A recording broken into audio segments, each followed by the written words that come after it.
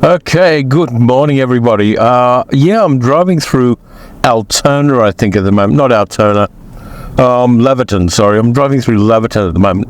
I haven't had breakfast yet. I thought I'd just drive along the bayside and talk to you a little bit in one of these little chats that we have. That ahead of us, by the way, is Laverton Station. And just kind of groove on it. It's been really rough weather here. There's been storms and wind, and yesterday I was out and trees were falling down everywhere. Fortunately, the guy who does our gardening came in and trimmed our trees back, so we haven't had our big tree out the front of the house fall on the house, which would have led to a GoFundMe probably. But it's been very, very rough and ready weather, and pretty much all of Australia has been unseasonably warm, which of course is due to anthropogenic climate change. But what can you do? Well, there's a lot of things you can do, but individually, not a lot. He says driving a petrol car unnecessarily around the place. So it's been very warm, very windy, and very odd to have that kind of a weather at this time of year. Now I'm turning left here, and this park down here is where they have a really good farmers market once a month. Now I'd like it to be every week, but apparently not. You have to go somewhere else for the farmers markets. They rotate on a 4-weekly basis through a whole bunch of different places. But this one is the best because it's a pure farmers market. It's all food and drink and things like that, and fresh fruit and vegetables and weird little treats and things. But a lot of the other ones have a lot of craft things, and there's some really shitty craft out there. I don't mind people trying to hustle for their for their livelihood, but there's some really crappy craft, and you've got to go past all this crappy craft to get to the fruit and vegetables fresh from farms and all that kind of thing. It's just over on the left where the farmers market is. But this, from my local viewpoint, is the best one because it sticks to food and drink. You can also get a fantastic meat pie there. Just really top drawer, god tier meat pies. Sorry, my throat's a little bit croaky for some reason and my nose is blocked up. But yeah, what I'm doing is I'm heading up towards Altona, which is on the bay, and I had to stop and get the cameras going once I got off the freeway because it is currently 7:37 a.m., which means it's peak hour, and there's lots and lots of cars driving around and lots and lots of people who've had insufficient sleep, just pretending that they're awake enough to drive, including Tesla drivers. Now, one of the things I've noticed about Tesla drivers, and I'm trying not to be too biased about this, even though they are supporting Elon Musk, is that they never use their indicators on the car. So they will turn, and then their car will decide halfway through the turn to turn on the blinkers. I don't know whether it's because they're playing games on their touchscreen or whether they're just wankers, but Tesla drivers tend to be either distracted or thick, and I'm not sure which. I'm not going to make any judgments. I'm going to say that they're possibly distracted because I don't like to assume the intelligence of people based on one particular behaviour. But yeah, it's been an okay week for us. Caught up with some friends at a local eatery which does Malaysian food, and nasi lemak is my favourite Asian food. I think between nasi lemak and probably char kway teow, they'd be my two go-tos as far as Asian food's concerned. And nasi lemak, if you don't know what it is, I usually get the beef rendang one. So you get a bowl of beef rendang, beautiful beef curry. Then you get some rice. Then you get some peanuts and some dried little fish.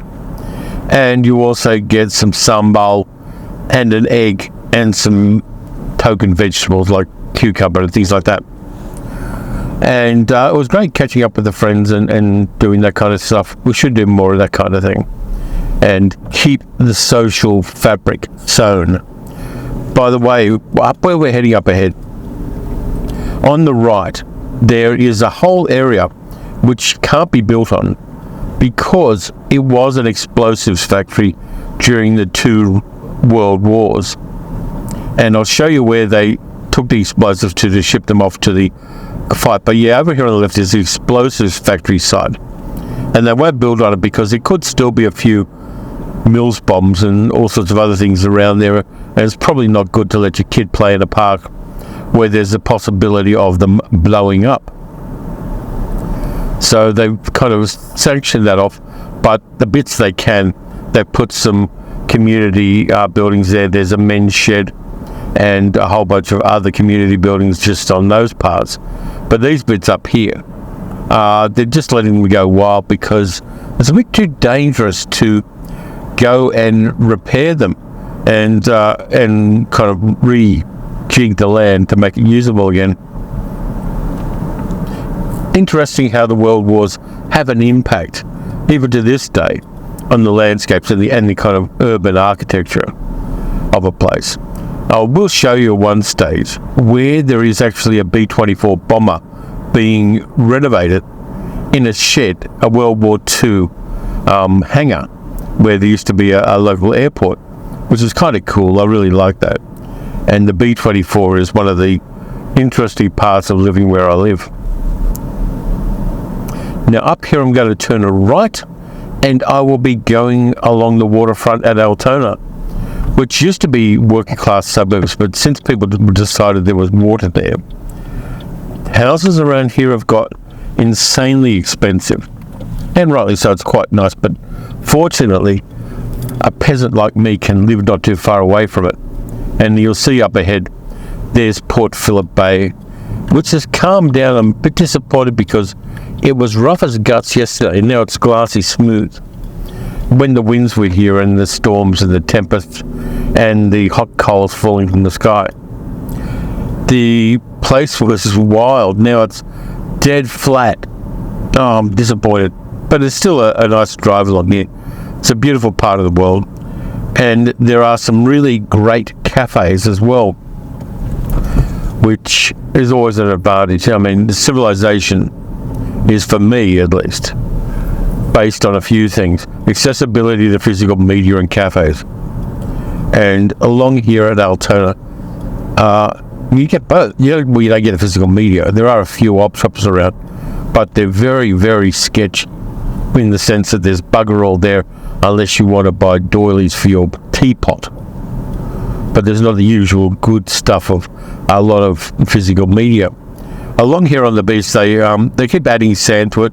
I don't know whether it's naturally as big a beach as this, but they are putting tons of extra sand on there, which we have in abundance in Australia. And it's kind of cool that they do. They have beach volleyball along here. They also have kite servers. It gets very windy along here, and this whole section of the bay, the sky could be full of kite surfers. I'll see if I can one day shoot a video of the kite surfers and put it on the channel. Let me know if you want me to. The other thing I wanted to mention about the channel is, do you want me to do a separate channel for these videos? Because I will. And there can be like a secondary channel. It wouldn't be monetized, which would be a downside, I suppose. But it can be done. But at the moment I'm keeping them on the main channel as an extra for the Patreon supporters, and then later on I'll release the videos onto the main channel. Now here the road's closed, so I've got to do a little bit of a detour. And on the right you'll see a fish and chip shop with an old fish on the top of it. And again, there's lots of cafes and things along here. And it's quite a pleasant place. They have markets around here and all that kind of thing. So as far as urban comfort, and you see straight ahead there's lots of places to sit there. Now on the right there's a barber shop, which I went to a few times, and then I stopped going for a couple of reasons. Well, actually for one reason. The guy who runs it is a crypto bro, and also supported RFK Jr., saying what a wonderful president he'd make. And that kind of put me off. And so I go somewhere else now, because who's got time for that kind of bullshit when you get your hair cut and your beard trimmed, which, by the way, I have to do again. You just missed, well, you may not have missed, the new pier here at Avalon. The old pier, which dated back to World War something, either the first or the second one, was where they took all the munitions they made at those factories back there and put them on ships to take them away to foreign wars. And the old pier was getting a bit ratchet. It was actually fun to be on because in rough weather it is shake, but apparently that's not a good thing. So they took it down and fixed it all up. Took them about 3 months, and they just put a whole new pier there. They were going to put a cafe at the end of it, but they couldn't figure out how to wire it up for electricity and water in a kind of economically viable way. There's another good cafe down this street too. But they redid the pier. Haven't been along there yet, but I want to. And I should have gone yesterday when the weather was rough, because I like a bit of rough water, which sounds odd and sounds slightly kinky. But straight ahead you'll see the city of Melbourne. What am I saying, Sydney? I'm a Sydney guy. I was born in Sydney. People say, are you a Sydney person or are you a Melbourne person? Because apparently it matters to people. I don't really define myself by where I live. I define myself more about what I do. So I'm a YouTuber. It's a bit like Rick in Casablanca saying, when he's asked what his nationality is, saying he's a drunkard. You define yourself by what you do. And you usually try to have your tongue slightly in your cheek when you do that.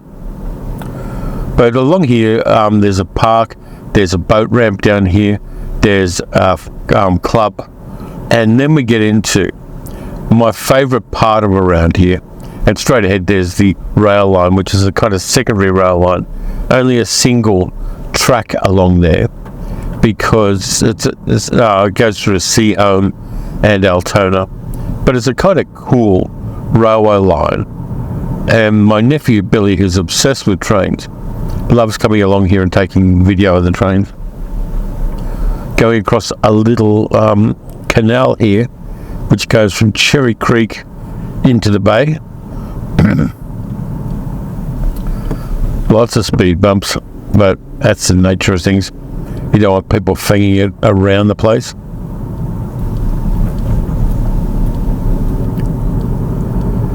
And yeah, there are lots of walking paths along the wetlands here.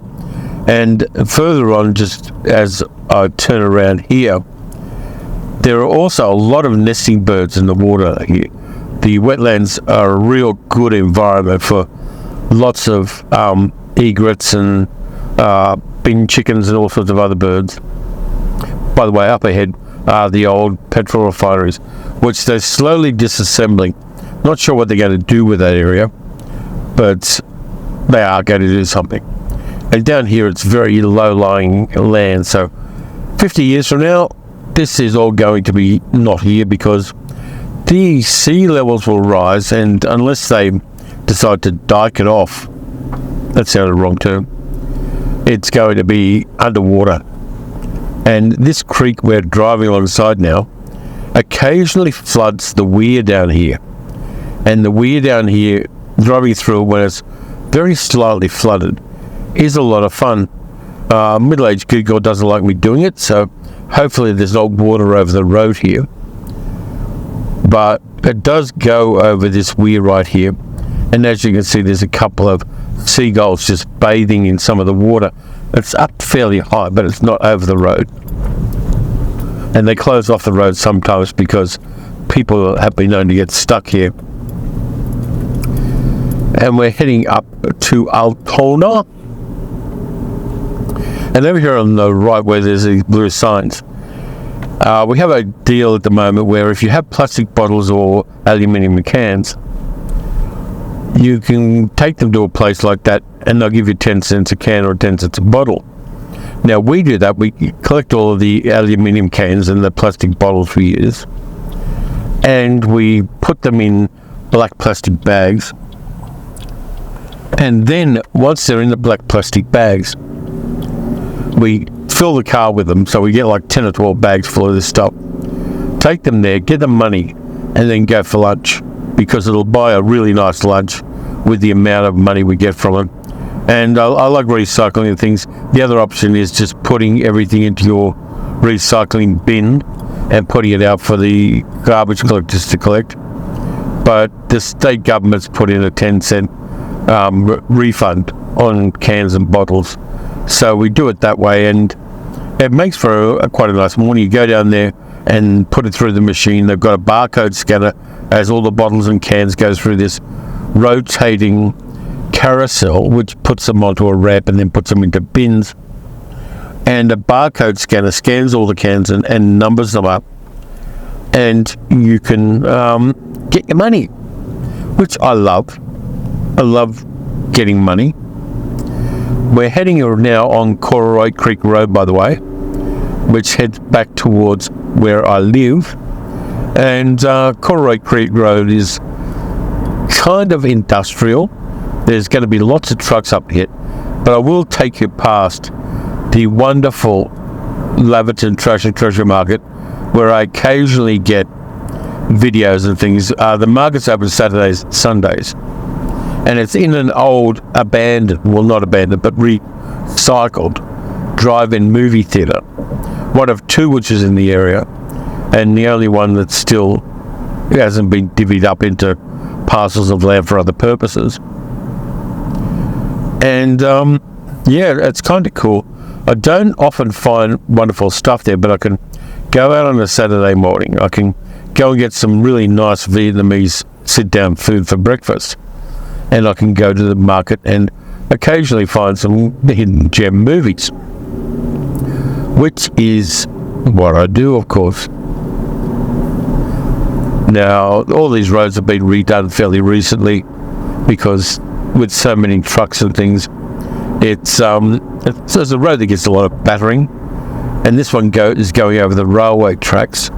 There are two kind of railway tracks here. There's the direct one going to Werribee, and there's the other one I showed you, which goes through Seaholme and ends up going to Werribee anyway. With the kind of, but it's I'm getting a little parched here, but I'm not going to drink while I'm on the road.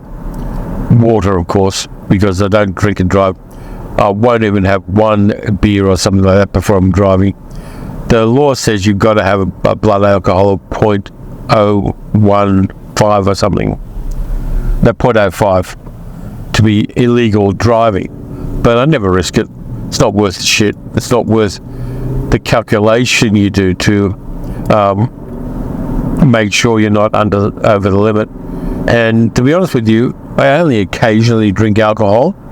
I drink for taste more than anything. In wintertime, in the evenings, I might have a little shot of scotch in a shot glass and do a bit of sipping there. And in the summertime, I'll usually have a nice dark beer, like once every 3 or 4 days. So I'll buy a 6-pack, it'll last me more than a week. But I know a lot of people who drink, but they've never really grabbed me. I'm the son of an alcoholic, and he was the best bad example of what not to do as far as you know, polluting your body.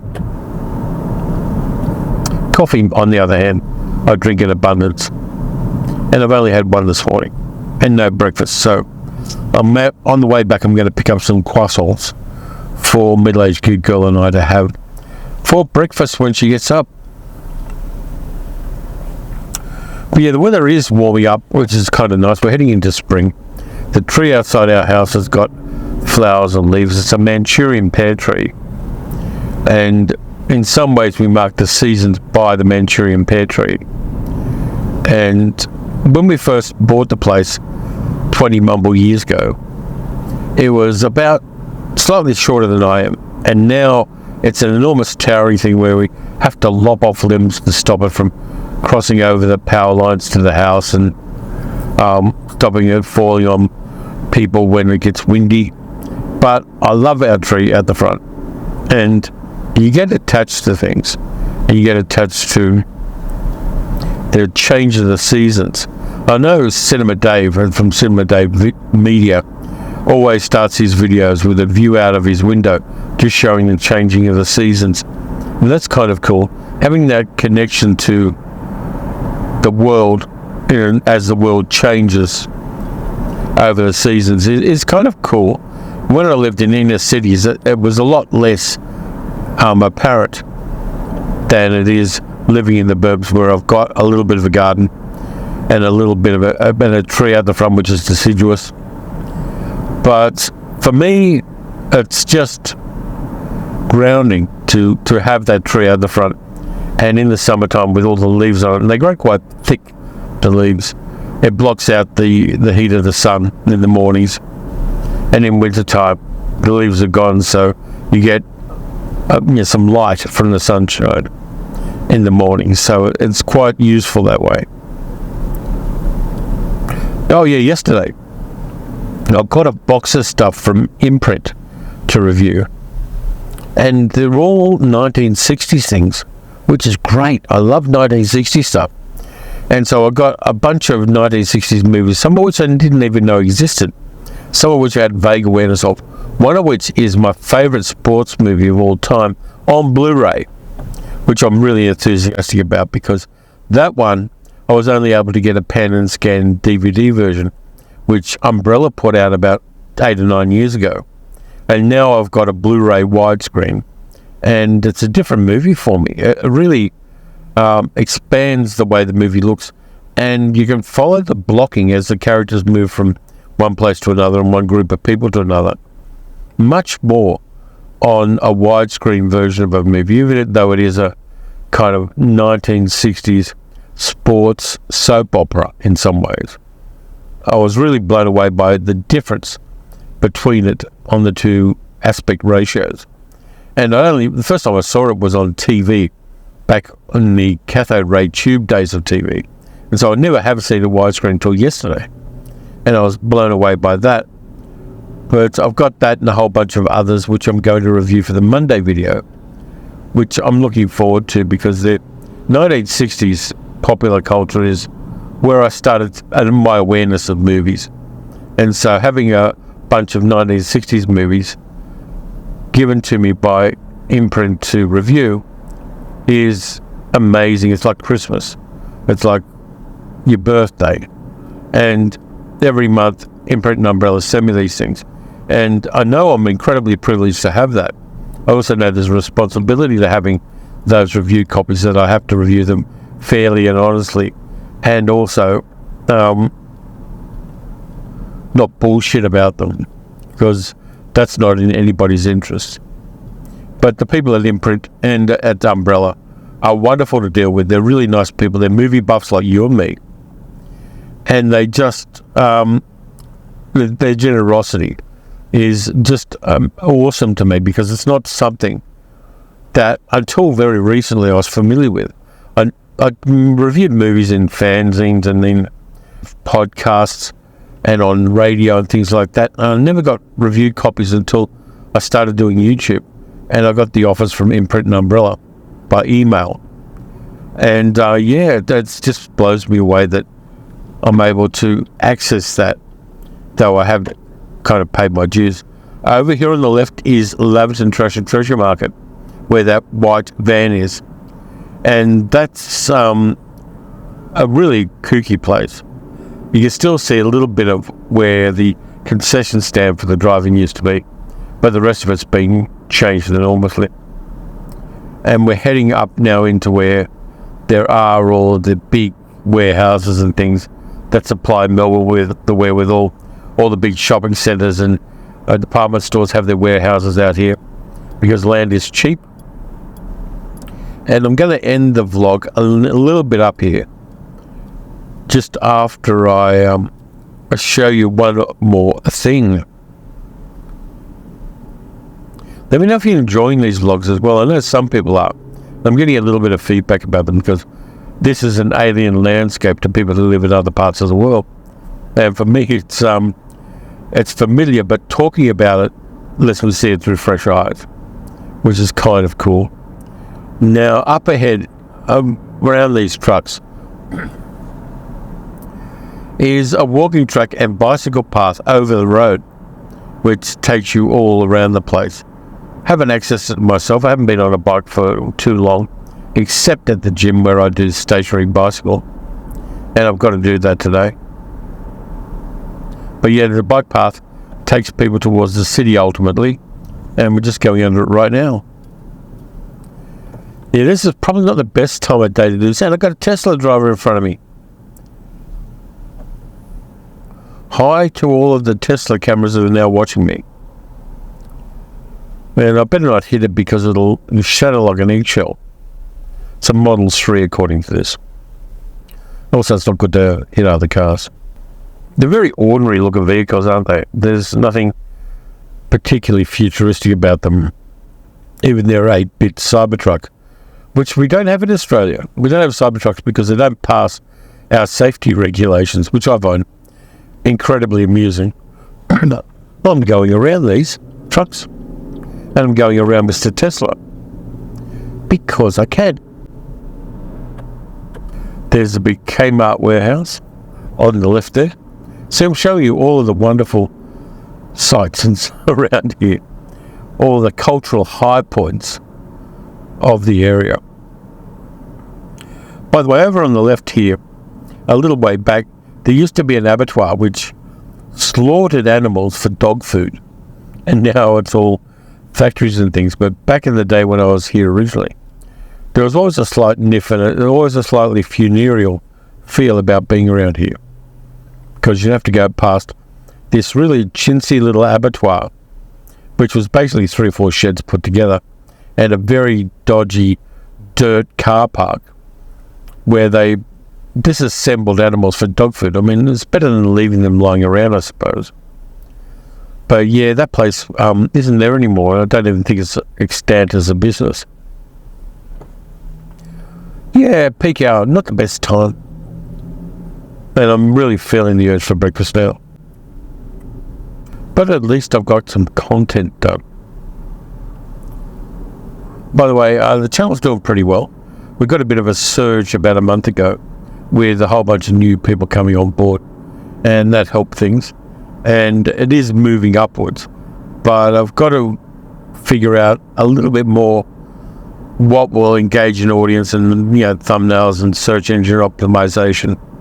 All this stuff that didn't really know about before I started YouTube. Now I'm going to end the vlog after I go through these lights, because I wanted to show one thing, and then I can concentrate on getting a drink of water and contemplating the croissants for breakfast. Here we are up on top of a hill. Now, unlike a lot of other hills around here, this one's not a volcano. There are volcano hills a little bit further forward, about 5 or 6 kilometers near my house, which were scoria volcanoes, and they're not extinct, they're just dormant. So there exists a slight possibility that at one stage in the future, my house is going to be buried in volcanic rock, which is something to look forward to, I suppose. But yeah, everything here used to be fields and paddocks and canola and grazing animals, but now it's suburbia.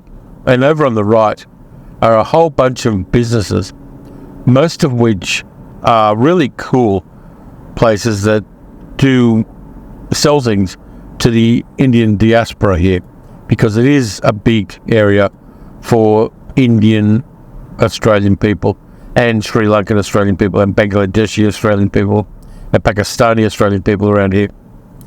And it's kind of cool that hey, there's a new Aldi going up. Cool. Have to check that out. And that means that near our house, there's a whole bunch of food trucks in a place called Eat Street, which started up in just a parking lot. And you get the best Indian food there. It is magnificently good. And it's very competitive. So everybody ups their game there. And everybody has their favourite food trucks as far as the Indian food is concerned. You can get dosa there, you can get curries, you can get all sorts of things. You also get kind of seasonal curries. The place I go to, you can get a venison curry, or you can get goat curry, amongst all the other more prosaic meats. And it's all fantastically great. The people are nice there. Because it's so close to our house, we usually do a takeaway and take it home. But if you want to, when the weather's nice, they do have tables and chairs where you can just get your food, eat it there, get a drink, maybe a mango lassi or something, and just enjoy it. And the prices are reasonable. It's a lot cheaper than a sit down or a takeaway from a kind of brick and mortar restaurant. And when we are in the mood for it, we will get a really nice curry from those places. But that's it. I'm heading back towards my place now. So thanks a lot for watching. Usual things, like, subscribe, leave a comment. Let me know what you thought of this one. You can also support the channel by becoming a channel member or by directly donating to the channel. There's that little $sign on the YouTube page. You can support the channel too by becoming a patron at patreon.com/terrydogsmovies. Next up, I got Science Fiction Saturday. I've already watched one of the movies for that. And then I'm going to review all of the wonderful things Imprint sent me. Some very groovy 60s movies and a TV show I've got a box set of, which I'm very enthusiastic about. So until then, watch some good movies, watch some bad movies. Don't watch movies while you're driving. And I'll catch you next time.